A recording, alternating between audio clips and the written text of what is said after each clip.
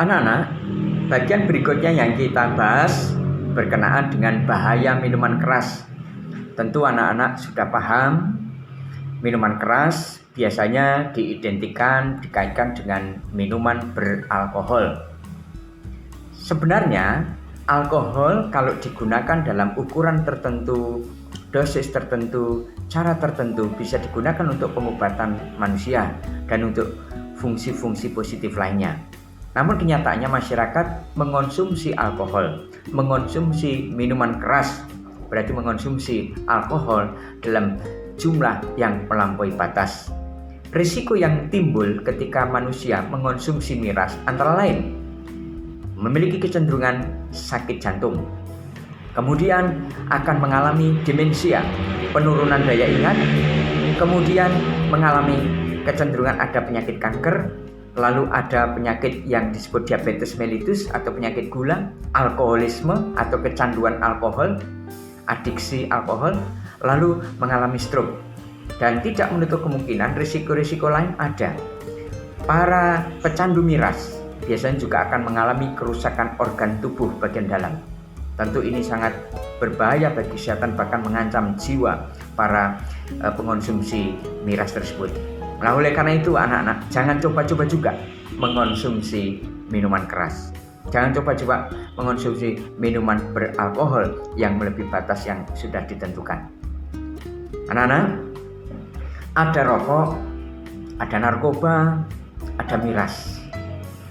Ada yang terkait dengan hal itu, yaitu narkolema, narkoba lewat mata. Tentu anak-anak pernah mendengar narkolema ini berkenaan dengan pornografi. Apakah berbahaya? Pornografi, adegan, konten-konten yang bermuatan porno ada di dalam media sosial, ada dalam bentuk film atau audio, ada dalam bentuk bacaan, ada dalam bentuk gambar-gambar, ada pula dalam bentuk adegan-adegan yang anak-anak pernah jumpai dalam kehidupan sehari-hari. Nah, seorang profesor dari Amerika bernama Donald Hilton, sekaligus dokter ahli bedah syaraf, dia mengatakan pornografi dapat menyebabkan kerusakan otak. Daya rusak dan efek negatif yang ditimbulkan oleh pornografi melebihi efek negatif yang ditimbulkan oleh narkoba. Disebutkan lebih lanjut, pornografi itu merusak 5 bagian otak manusia, sedangkan narkoba merusak 3 bagian otak manusia.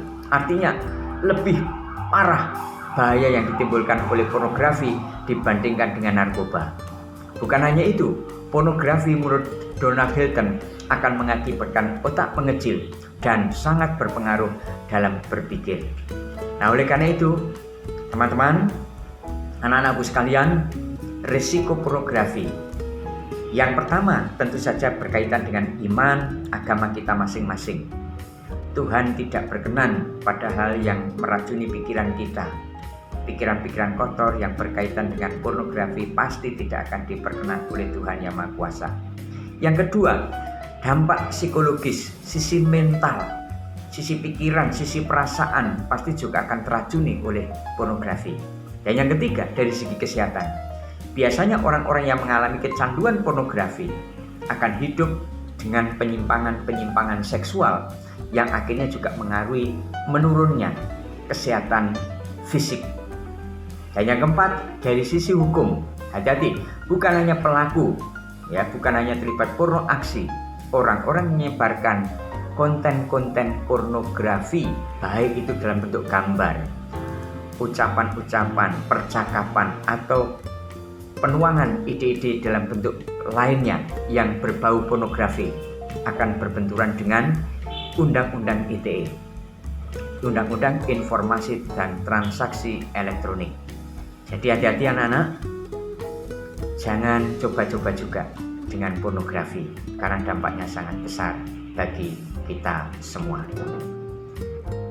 Berikutnya nanti kita akan bahas tentang topik yang saat ini sedang hangat dibicarakan, yaitu hal new normal.